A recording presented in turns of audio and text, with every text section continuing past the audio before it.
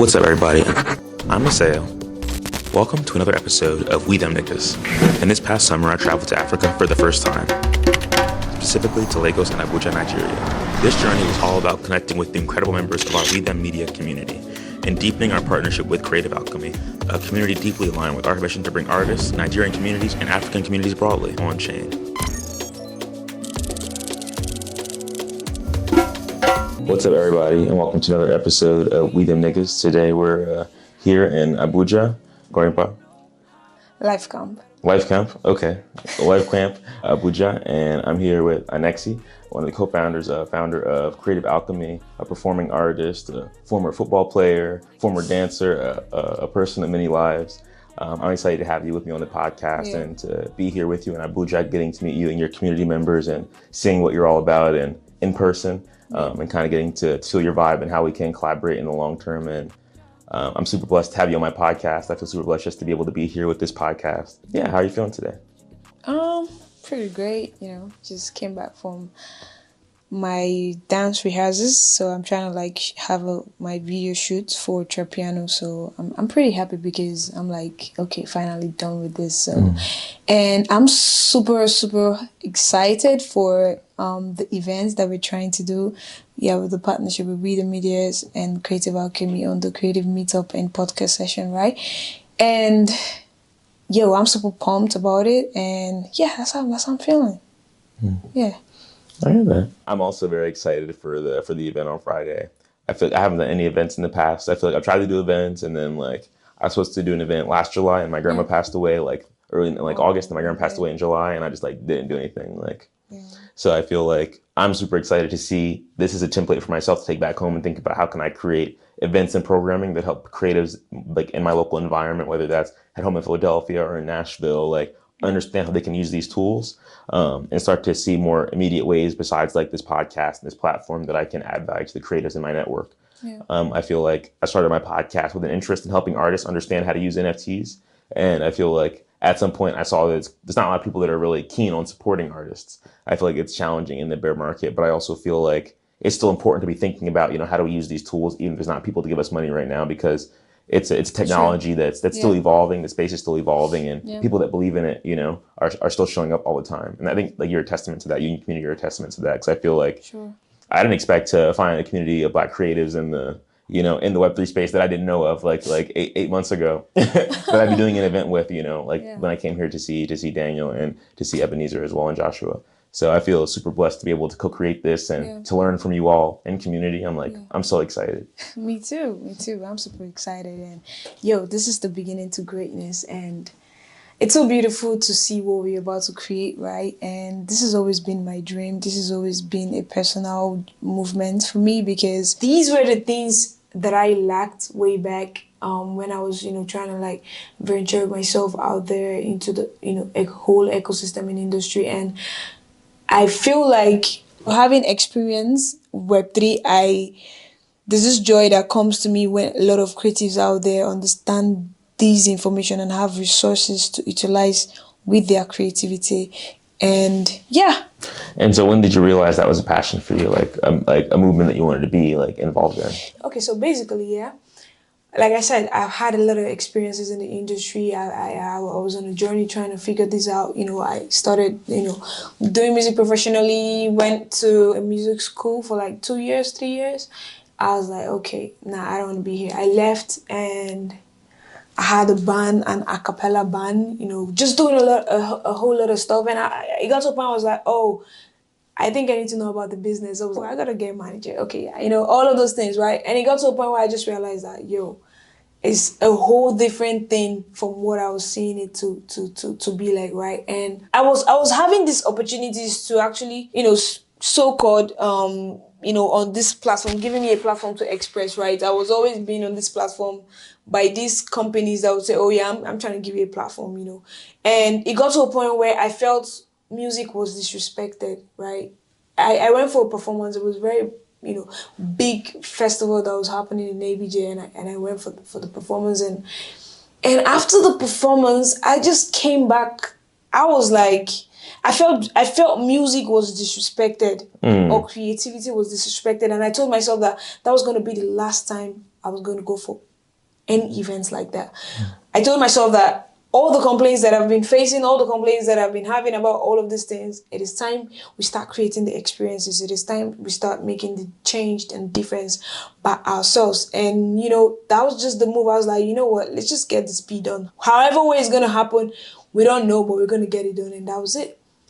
And since then, it's been a beautiful place. It's been a beautiful journey, and it's been home for me. Like it's been the home that I've always wanted, that I always wish I had, and like it's been a home for others. And like that's the most important thing. I feel like if creatives have community, where creative in general, anybody that can solve a problem is a creative, a developer, a graphic designer, a shoemaker, a fashion designer, a poet, a joker, you're creative, right? So at the end of the day, we all take from the same pool of creativity. So we should have a language that we can understand as ourselves as creatives, and have a community we can always just not feel alone while going through this whole journey, because the journey can be very crazy and tough. So if you have a community where you feel like I'm not the only weird person, I'm not crazy when I'm trying to chase my dreams, right? And it feels like why are you doing music? Go get a good job, and like all of those things, right? You're not gonna feel like, oh yeah, I'm alone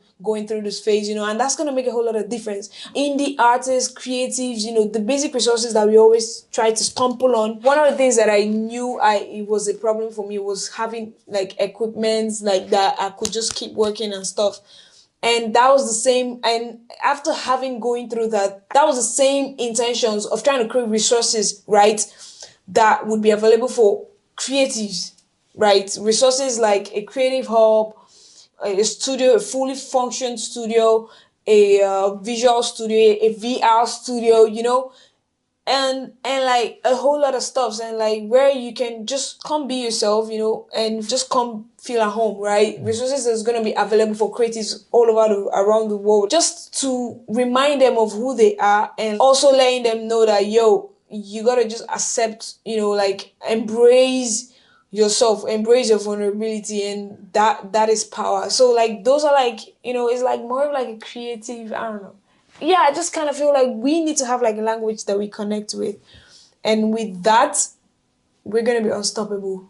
Yeah, that was the whole drive, right? And I needed that space for myself. It was so crazy because it got to a point where in the Web2 world, the ones that really, really just get to me is when, we're trying to get this P done, right? And we be fighting each other. Why are we fighting ourselves? Like we're being used, we're being paid penny, and we're still fighting ourselves. These realities has been created intentionally, and why you shouldn't be fighting me. Like we should both together figure this out, right? And that is why it is very important for community building. And yeah, and also when I got introduced to the Web3 and stayed for a while, I started noticing the whole importance and more importance placed on the developers and some other set of people in the Web3 aside creatives, right? So that is also a thing. If you look at it, a lot of people saying NFTs are dead, NFTs are dead. Do we have an actual NFT community that has, from all the NFT artists that we've had in the Web3 space, do we have like a musical community that all the people that has sprouted out, and the people that are doing pretty great job, like, do we have such? We don't really have such. And that's basically it for real though. And that's been the drive. That's really, really been the passion. And we believe that we can all just get it done together at the end of the day. Yeah, I think a lot of what you said resonates with me. You have a powerful team, powerful community. I think, a lot of what you were saying, I was thinking was resonating with me. I got into the crypto space because my roommate told me to buy an ENS domain. I got like an airdrop, and I was like, I'm gonna start my podcast. But I didn't see any Black people really like doing crypto journalism at all. I saw like people trying to talk about like finance and banking, and I don't know about finance and banking, so like this isn't how I can learn about crypto. But I think the everyday person can learn about it through culture, like just through culture. Like where can crypto enhance our experiences of culture in meaningful ways? And I feel like you look at the creative industries, like even just in the U.S., you see the writer's strike. You see musicians complaining about the deals they end up in. You see visual artists talking about how challenging it is to find like people that actually support them.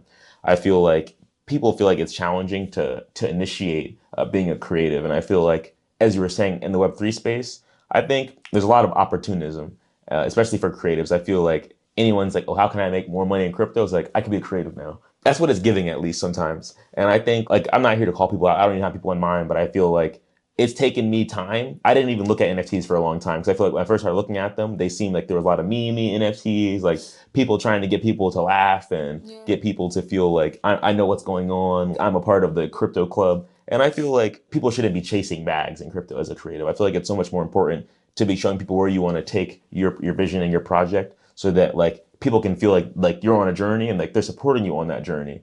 And I feel like a lot of creatives don't really commit to the journey in crypto. They're like, oh, there's no money, like I should go. And it's like, but what are you here for? You know, what are people supporting in the first place? Like, sure, it's a cool like picture or song, but like, why should we buy your song? You know, like just so you can live off of us every month when we buy your song. Like, I think that's not sustainable.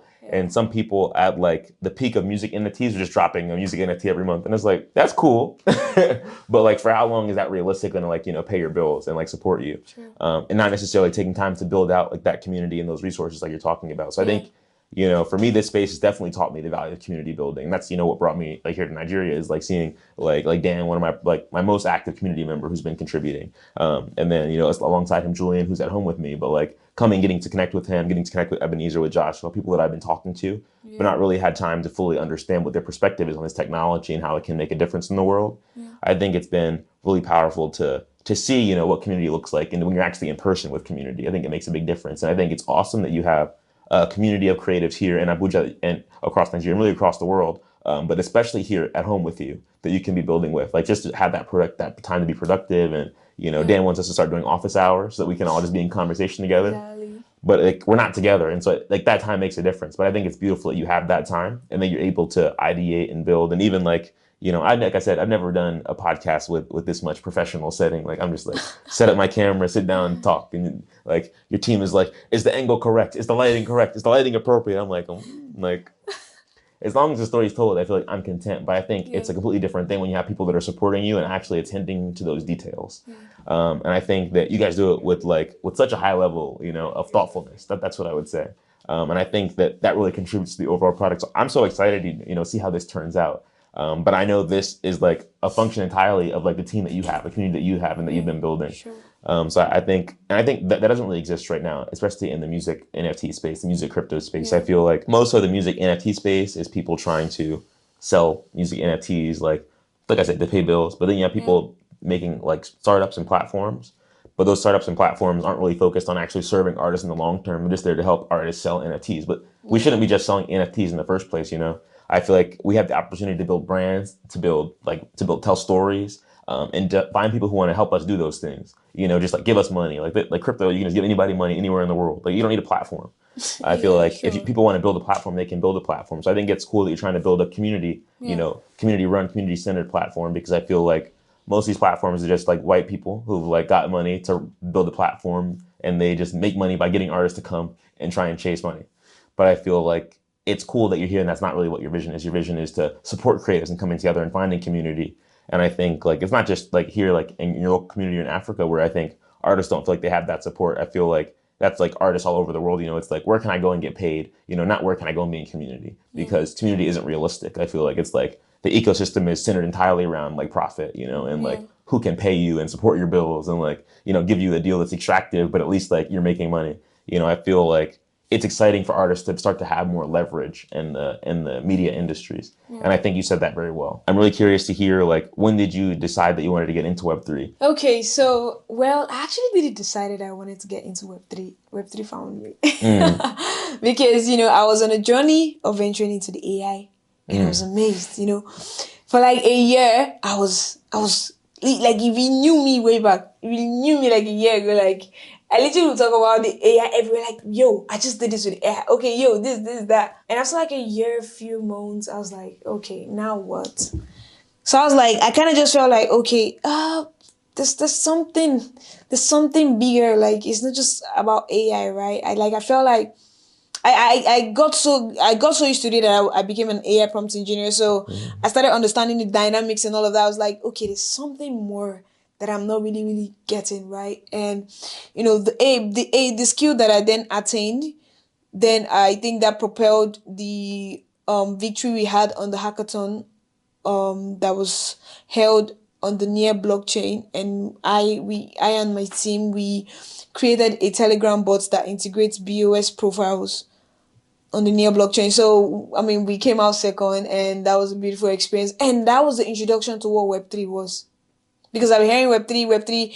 I was curious about. I've always been curious about NFTs, actually, right? I've always been curious about NFTs, metaverse, AR, VR. In fact, like, that was my motive. Like, I wanted to know. I wanted to, do all of those things, right? So, but I didn't know that there was Web3, right? I had all of these things all packed together, beautifully made, and like, that was what drew me. I was like, damn. And the most beautiful part of it was, because there's this thing where you go for a lot of competitions and stuff, and you're like, and most especially if you're having such competitions, Web2 basically, like, there's always a centralized pattern of giving winners and all of those, and like, so if you get to a point where, okay, yeah, you won, you're like, oh, it's like kind of 50-50, because anybody can just rig the whole thing, and you don't have anything, you can't do nothing about it, right? So after that, it was the process, the actual decentralized process on how we actually verified and got our funds was what marveled me. I was like, okay, so what is all this? I want to know. Like, I was so curious.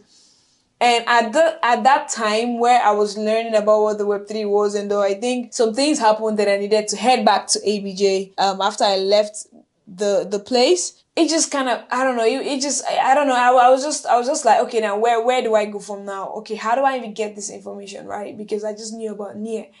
I had no idea about what the whole Ethereum blockchain was all about, and like Stacks, Polygon, and the rest, right?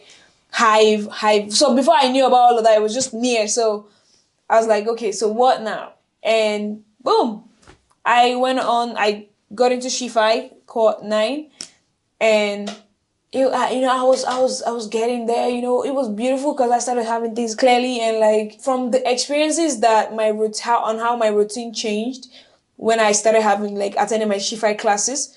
I started automatically recognizing the opportunities and the terminologies in the Web3 space, because it's always been in my faces, but I couldn't just recognize it. So the Shi-Fi classes, now kept a routine of a subconscious always trying to learn, and I was watching YouTube videos and a lot of things. So I was also checking out, if I see some opportunities, I'm like, oh, cool, let me try it out. I was joining spaces, trying to, okay, just, and of course there were taxes that were also making you like, stay engaged on chain, and like, get a wallet, mint an NFT after class, and all of those things. So I was getting very, it was beautiful. I got my first NFT, it's like right there on my wallet, looking peng. So it felt beautiful. What was your first NFT? My first NFT? What was it? Yeah. Well, it was actually a song, Trapiano. Oh, okay. But it was on Near blockchain. Oh, interesting. Yeah. You said you got connected. You found, like, Near blockchain through a hackathon. Is that what you said? No, I found Near blockchain through a friend of mine. Yeah, so he's been in the Near ecosystem for like a very while, and he has like a collective. And yeah, he's a Web3 enthusiast, and like he's done a lot of programs. And so I just happened to be there at that moment. But actually, what I actually came there for, I literally came there for a creative bootcamp. Was it like a bootcamp? It was like a creative 1-year program that I went there for. And the program started, I started feeling very reluctant about continuing the program. And while I was in those thoughts, I was having offers to participate in technical writing and a lot of other stuff in the Web3 space. I was like, okay, I'm an prompt engineer. I've done it for like a year, 6 months. So like, I'm very confident about how to utilize that to solve problems. I was like, oh yeah, cool. I don't know how I could help, but when we start building, I'll know how to put, help. I know. And it got to a point where I needed to decide of either going to the hackathon and quitting school, or quitting the hackathon, then just continue going for the 1-year school that I, applied for and all. And the hackathon was like 4 days. It was a 4-day hackathon, and you can't miss school, like, on that whole stretch. And I already it was just a lot. So I was like, okay, you know what? I just have to go for this. If I don't go for this, I don't know what else. So it was a chance for me to just explore that aspect of me. And was beautiful, and we made it out. So I was like, okay, cool. I really, really want to know how I can contribute to an ecosystem like this, because talking about on-chain decentralization, I was like, oh, I love the sound of that. And after I went for the whole hackathon and everything, and we won, and the way we just And you said you made a POS? POS, no, no, not really. I didn't actually made it. What was the thing Yeah. that you said you made in the hackathon? Oh yeah. Oh, we made a Telegram bot that integrates BOS profiles. BOS, what is that? That's what I didn't know. Yeah. What it actually generally means, I think it integrates your wallet, your near wallet. You could connect your active near wallet or create a new wallet and like just make transactions from the other like sites that you're connected with. So that's what it does on Telegram. Oh, I see. So it That allows was the whole your idea Telegram of wallet integrating, to connect with different websites, you're saying? yeah, on the blockchain ecosystem. Oh, okay. Thank you for explaining that. I didn't know what that was at all. Yeah. Well, I think that's dope. I've heard of like my friend Web3 Plug is what he goes by. Yeah. He's pretty involved in like the grants ecosystem on the Near blockchain, and been trying to build like a whole like ecosystem around that and trying to think about how it can be more interoperable and stuff like that. Yeah. But I haven't met a lot of people who've had a lot of exposure to the Near blockchain, and so it's been cool this year to see as I've traveled, especially this month, how Near is more relevant in places. I feel like Ethereum is so prominent in the US. I feel like everybody's trying to build like an Ethereum virtual machine. It's like, even like you were saying, I feel like there's not enough devs, but at the same time, there's too many devs. I feel like it doesn't even like, and people are like, these are the only people that matter. But it's like, I feel like innovation to some extent has stagnated because it's like, at what level are we actually using any of these things right now? I feel like people are like, well, everyday people aren't going to use it. We have to build for the industry. Okay, well then who's the industry? And like, who are the people who are going to pay for it? And, how are they going to integrate it? And I think a lot of that stuff has still yet to really happen. And so it's like, I think it's important to be thinking about the everyday person and how that comes to be exposed to them. And so I'm curious, how do you feel like Creative Alchemy can play a role in helping more people understand Web3? Yeah, I think the most important way they can play a role is when they even understand what Web3 is all about. That's the reason why we're on the goal of educating 1 billion creative about the information they need to know about any way around the Web3 and how they can navigate themselves. So if the creatives can have a better understanding of what Web3 is all about, they are going to spread the better understanding of Web3 in a more creative way, because creativity is a universal language. It's just like how you can connect through art, you can connect through music, you can connect through dance, you can connect through painting, photography, right? Like these are means of communication. So, and creativity there's no limit to contain what it can do, right? So imagine that means of communication being expressed in diverse ways. Yeah, I mean, I think it's a whole paradigm shift away from, just us always kind of leaning towards what's the proper way to communicate. I feel like it's important for people to feel like they can be flexible, like they can be weird, like they can think about new ways to do things, like ways that feel authentic. And yeah, I think that's awesome. I think I'm excited to see how I can contribute and bring Creative Alchemy to Philadelphia. I think, it's about supporting people and figuring out, where there's momentum to help people really have the experience of learning in community. I feel like it's awesome that you're able to go through SheFi and have that space to learn. Like I've heard so many good things about Maggie Love and about what she's doing. And I've had the pleasure to meet her once. I didn't get to go to the SheFi Summit in Belgium. I didn't plan my trip while I arrived afterwards, but I was super upset I didn't get to go because I think it's super important to see the people who are setting precedents right now, especially when it comes to education. I feel like there's such limited infrastructure when it comes to just like who can just come and learn how they can transition into this space professionally, like from whatever your background is. I feel like those opportunities are so limited. So few schools have like classes about that. And so it's beautiful that she's creating that space and making sure that there's a consistent avenue for women to show up in this space, non-binary people to show up in this space and find community. And I think like I've been thinking a lot about how can I support Black people in finding community and learning as well in this space. And that's the main reason that I've been trying to document Black people in this space and kind of shifted my focus from just creatives to like overall what are Black people doing and how can like I amplify them so they can find, more audience, more people who want to learn and actually, find resources as well, because I think it's hard to establish yourself when you're not a software developer as someone that's adding value to the space. And I think it shouldn't be such, Yeah, true. But I talked to Stones the Organic in Denver earlier this year at ETH Denver, and he was saying he's excited to start seeing that culture is being funded more on chain. And I think, even like the optimism, we love the arts, we love the creatives, creators, whatever. Like I think we love art, that's what it was. It's like a perfect example of that. And I know some people made a lot of money from that. I didn't make a lot of money. I didn't even, it's okay. I didn't submit. I did everything on there, I think, except like submit for We Love the Art. And if I'd done that, I would have got like a multiplier. I was super salty. but that's what I get for like, I don't know, not being organized, not being on top of stuff. But I think that's Shit also why the happens. community side of things is so important Yeah, very important. because you can distribute work, you Yeah. can, and people can be motivated together to work on things. Yeah. I'm really curious to hear like, as you're excited to record your video on Sunday for Trapiano, what do you feel like the future of music looks like for you, like as a more of an individual creative?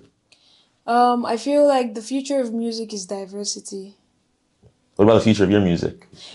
Diversity, actually. Because I think that's the only way that has helped me go as far as I can think on creating. Because I feel like creating music to me is like birthing babies, right? It's like you creating a version of yourself into an identity. And we are humans with expressions. We carry a lot of personalities, or we express those personalities. And I feel like that is what music is to me. Like it's in that diaphragm that I, picture whenever I want to create, and that has really helped me just, break boundaries and like try out new things and yeah, just express and appreciate that expression. And I think that's really what the future of music is to me, for real. And I'm super excited actually, because I feel like when Trapiano was created, it was created 2 years ago. And 2 years, a few months. And I lost my producer that produced it. So it was a journey. I got Trapiano when I told you I was trying to sign a deal with the label. So I was like in the grooming process, and that was when I recorded Trapiano. And I also came to found about the pitfalls and the constraints in the contract and all of that. And that was when I was also utilizing the AI. So I was like, yo, I found this. I could utilize this too, and finally figure it out, right? Or I could just, But when I got the contract and I was seeing $25 per month for 5 years. Like, in fact, the guy was literally letting me know that, oh, yo, for you're special, so we're gonna be having, even if it's a lifetime. I'm like, what? I'm like, this is treason. Sounds like a trap. Crazy You're like, trap. I was Trapiano, like, got you. You see, and that was crazy. I was like, yo, and that was like my third record label deal that I was gonna decline because I literally declined all of it.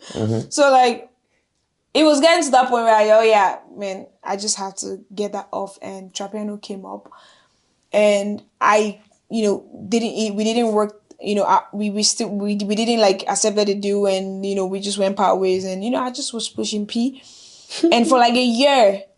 Oh, after like a few months, I lost my dad the next year. That was 2023. Yeah. And that was like around January. That was last year. Yeah. Oh, wow. That was around January. So that it was like a very fresh year already, and that kind of news. And also, it kind of just broke me down. And I'm so much of this workaholic that even in times like that, I told myself that, okay, you know what? Because I already had my plans set just for Songs Me. So, drop the single Trapiano and pump the EP before my birthday. I was already, and boom, that just happened. So I had to pause everything. I was like, okay, cool. After like 4 or 5 months, I'm going to help back. And like 4 or 5 months, and I'm still struggling. It was so crazy. I just told myself, you know what? Let's not stress it. Let me just, and like I sold my phone because I wanted to stay off the internet. I was emotionally not ready for anything. Like, it was so crazy, and that was when I started utilizing the AI. And so, a lot of things happened. And when I started not gaining momentum of, okay, cool, I think it's time to stand up for myself and just not keep drowning. Boom, I lost my producer. Yeah. So it took me like I almost didn't release Trapiano last year. I had to tell myself that, yo, if I don't do this, I don't know who's going to do it, and that was it. And so the video of Trapiano is like a combination of all those experiences. And, just I feel like I need to do that. And when I'm going to be done with that, it's going to be a very big weight that is going to be off my shoulders, for real. And I feel like, I can't even wait. So we're back, and I was just kind of asking you, Yeah. like how the grief that you've been experiencing over the last 2 years is informing where you're at as a musician and the kind of music that you're looking to make. As you talk about, diversity in your future and like what's there for you. I feel like people are, like you said, forming identities. Like, they are telling their stories and things like that. I'm curious like how you see that informing like where you want to go. Like how did your like producer, for example, influence the music that you're making and the music that you see yourself making most immediately moving forward, or your father, either one. Yeah. That's the reason why it is very important to me. I'm on a journey of actually the art of art, right? It is very important to me. It is success to me, right? And I feel like there's a lot of other versions of myself that I can express through. And that's the reason why the most important thing to me is just expression. And I protect that like a treasury, right? And automatically. And that has really, really just it's done a lot of things on the way I create and everything. And also I've also been thinking of, involving on like a lot of practices and like learning an instrument. I'm currently on the journey of learning production. I got my equipment and I actually made my first song. I'm gonna play it for you later. Actually, okay, my first recorded song actually, but It's just the alpha. I don't know how to mix and master yet though, but I want to get to that phase yet where I can play with sounds. Like, and it's just, I don't know, it's beautiful to me, and that is what success is to me, really, actually. So I'm not even trying to rush because I'm doing this for the rest of my life, so I'm stuck with you. So it's like I have a lot of patience, and that's just how it's been. And I just realized that, you gotta push this P yourself. You gotta do it yourself. You gotta stand out and stand for yourself. You gotta be very intentional about your goals. And if you fall, if you break down, you can't stay broken. You have to get up and keep moving. Because the world wouldn't wait for you, right? The world evolves and you have to move with it. And that is what life is. The moment you stop moving, that is dead. So, and that's literally just the things that has really just been guiding me. And yeah. Oh, man. And I guess like I do hear what you're saying, like that guiding you and the direction you're trying to take things in. And I'm excited to hear your song, but I'm also excited to see what the next 365 looks like for you, what the next year looks like for you. I think that the things that you all do, like the thoughtfulness that you have, even just in doing this, you ensure that you stand out with the work that you're doing. I feel like there's not a lot of people putting a lot of work and thought into what they're doing right now in the Web3 music space and just like the media space of Web3 overall. I feel like there's very few people, to be honest, in the space in general. And so that's more so what I mean. And I'm curious, like, what are your thoughts? Like, how does like you being Nigerian fit into like inform like how does Nigerian culture inform the kind of music that you make? And like your vision and your role in media and things like that. Okay, are you talking about the Nigerian music culture, I or just mean like living in Nigeria.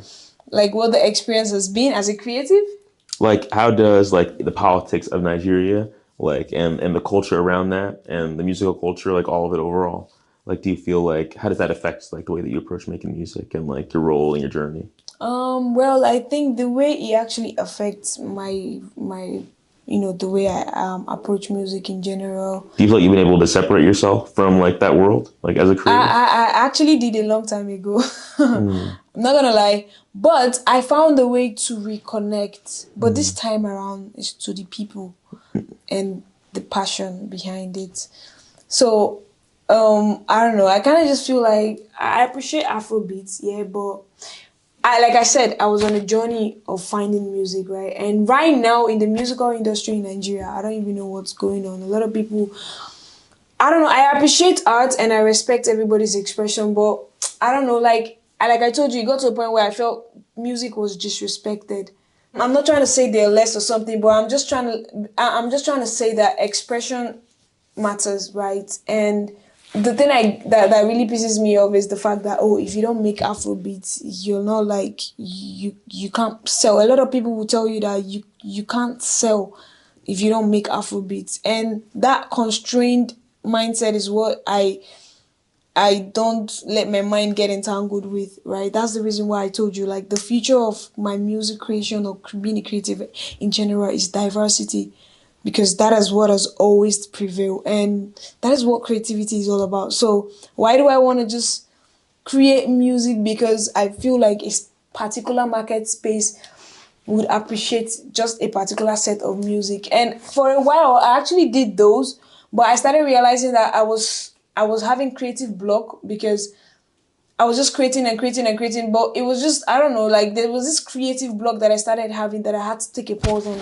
and I, got to realize and all that. So, but yeah, that's basically it. But that's the reason why expression is most important to me.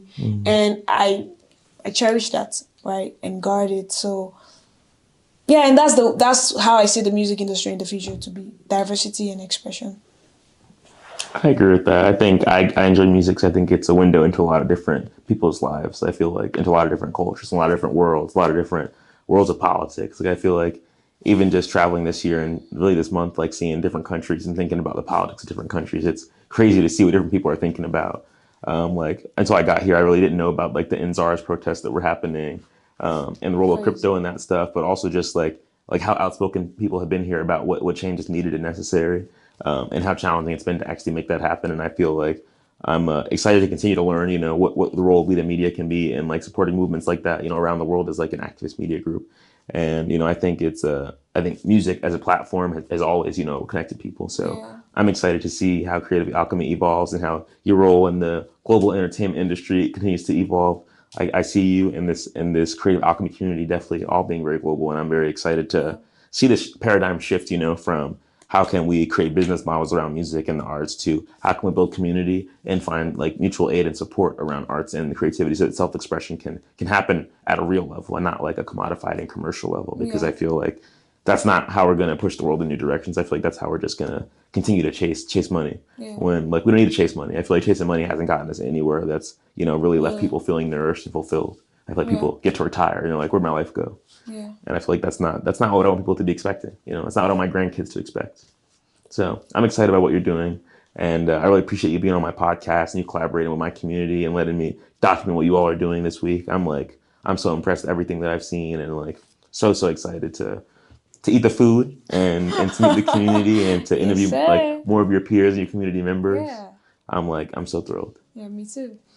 Always a pleasure. And I loved every bit. Like I said, I'm super pumped on what we're about to create. This is the beginning of greatness, and let's just go. Yeah, and I'm excited for my audience really to be the platform that's documenting what you all are doing. I think you all are incredible. Thank you. Yeah, absolutely. Do you have any final words you want to give to my audience? To the creatives out there, to the youth? Okay, to the youth out there, keep building in public. And man, don't feel like you're the only weirdo, bro. Because we are weirdos together, and it's okay. Just accept yourself, accept who you are, and don't give up. Yeah, that's pretty much it. Don't give up. Keep building in public. I love that. That's it. Booyah.